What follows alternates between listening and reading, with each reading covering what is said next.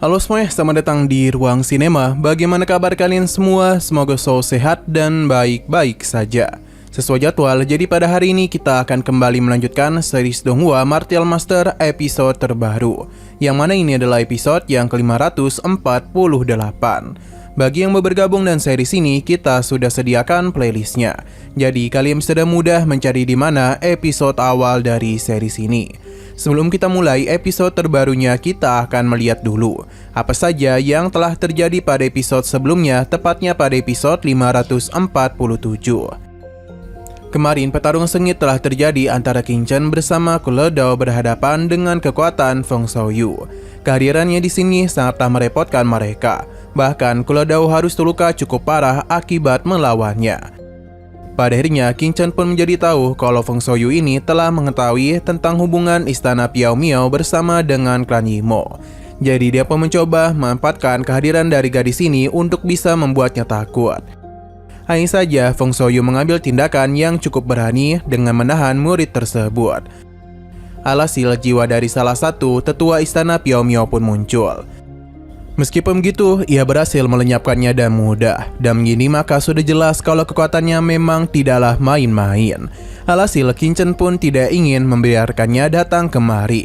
Alhasil, dia pun memutuskan untuk membuka semua larangan pada pedang bekaratnya.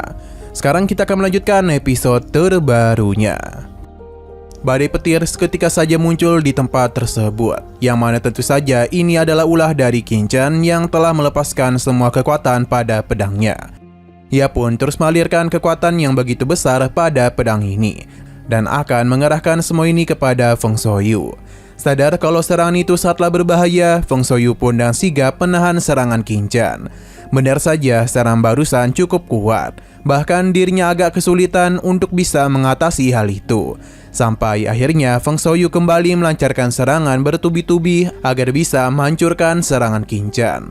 Setelah usaha yang cukup keras, pada akhirnya dia pun berhasil juga menghancurkan serangan tadi. Tapi tetap saja Feng Xiaoyu harus terpental. Sedangkan pedang Qin Chen baik-baik saja. Ini tentu membuatnya begitu terkejut, pasalnya bagaimana mungkin sebilah pedang memiliki kekuatan yang sangat mengerikan. Ia pun penasaran sebenarnya senjata apa yang telah dia gunakan. Pedang Qin Chen tidaklah berhenti dan akan kembali melakukan serangan. Hanya saja menggunakan kekuatan ini telah membuat pikiran Qin Chen agak terganggu, yang mengakibatkan sosok kaisar yang sebelumnya telah dia kurung memanfaatkan kesempatan tersebut untuk bisa mengambil alih kendali dari pedang Qin Chen. Tapi sepertinya ada yang aneh, karena pedang itu justru memberikan kekuatan kepadanya, yang membuat Qin Chen seketika saja memiliki kekuatan yang sungguh luar biasa. Bahkan ia juga telah mendapatkan skin baru layaknya seorang immortal tingkat atas.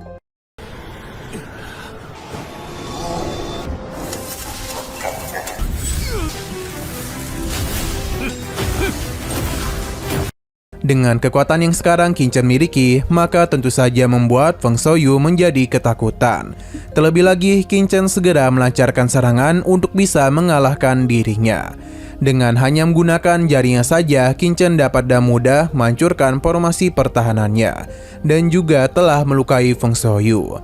Menerima serangan tersebut telah membuat dia sadar kalau Qin Chen bukanlah lawan yang mudah dia hadapi. Dia pun segera pergi untuk membawa Feng Lei menjauh dari tempat ini. Dirinya bahkan meninggalkan para tetua. Hanya saja Qin Chen tidak ada niatan untuk membiarkan mereka pergi begitu saja. Sebuah formasi pun telah dirinya bentuk yang membuat Kaisar Feng Xiaoyu tidaklah dapat pergi kemana-mana lagi. Mereka semua telah terkurung dalam formasi Qin Chen.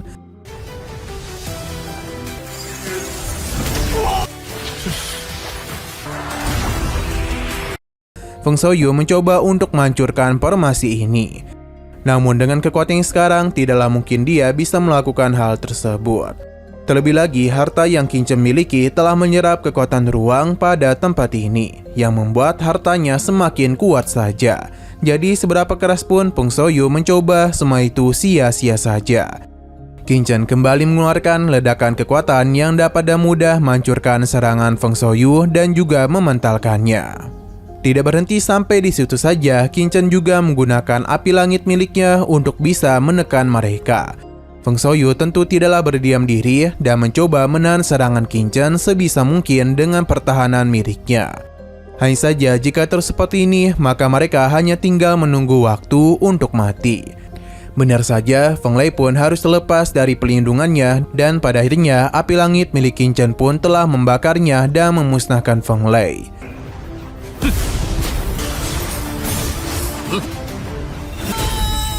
Kematian putranya tentu saja membuat Feng Xiaoyu sangat murka. Namun Qin Chen tahu betul dengan matinya Feng Lei, maka seharusnya proyeksi jiwa Feng Xiaoyu tidak dapat bertahan terlalu lama. Qin Chen akan mempercepat menghilangnya dia dengan beberapa serangannya. Sebuah serangan yang begitu besar pun telah Qin Chen ciptakan. Ia langsung saja menghujani Kaisar Feng Xiaoyu dengan serangan tersebut. Ia tentu tidaklah dapat menahan serangan sebanyak ini. Jadi sebelum Feng Xiaoyu menghilang, dia pun memberitahu kalau ia akan segera mencari Qin Chen dan akan menghabisinya. Pada akhirnya Feng Xiaoyu pun benar-benar lenyap dari tempat ini. Qin Chen pun menyudahi pertarungan itu. Qiansu dan yang lainnya menjadi begitu senang karena mereka masihlah selamat dari serangan Feng Xiaoyu. Namun masalah masihlah belum selesai. Karena bagaimanapun pedang Qin Chen berusaha untuk diambil alih oleh kekuatan kaisar di dalam dirinya, yang mana akhirnya Qin Chen pun dibawa masuk ke dalam alam bawah sadarnya dan bertemu kembali dengan sosok kaisar tersebut. Ia pun menjadi senang karena tahu kalau kondisi Qin Chen begitu lemah.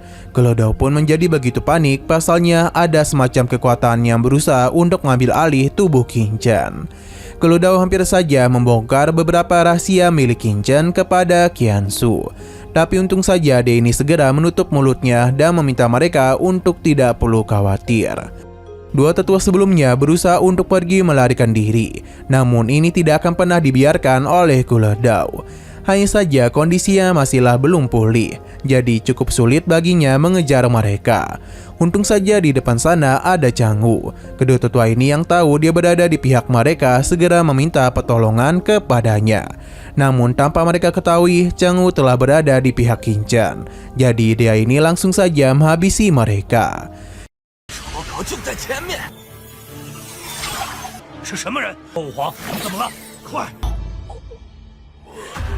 Nah, sayang sekali lagi seru-serunya, episodenya pun harus bersambung dulu. Namun sebelum kita akhiri, seperti biasa kita akan melihat preview bagian selanjutnya. Qin Chen telah berhasil membebaskan dirinya dari kendali kaisar sebelumnya. Hanya saja kondisinya itu tidaklah baik-baik saja, yang tentu membuat para gadisnya merasa khawatir. Bahkan Changwu juga sangat khawatir kepada tuannya. Tapi Gelodou Dao menahannya sebab biarkan para gadis Qin Chen yang merawatnya. Qiansu pun segera mengecek kondisi Qin Chen. Namun dia meminta mereka untuk tidak perlu khawatir sebab dirinya tidaklah terluka.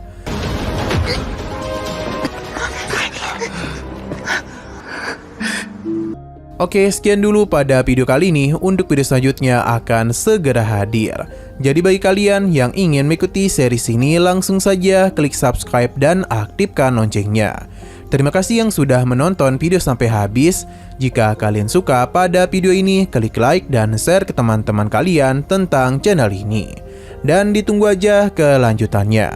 Oke, sampai jumpa di video selanjutnya.